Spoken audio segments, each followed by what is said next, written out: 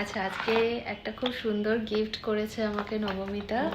তো নবমিতা আছে এখানে, আমি এতদিন খুলিনি, তো ও আজকে এসছে, সেই জন্য আজকে খুলবো গিফটটা।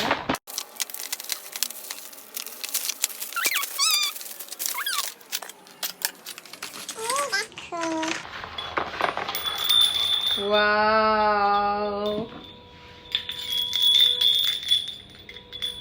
খুব সুন্দর,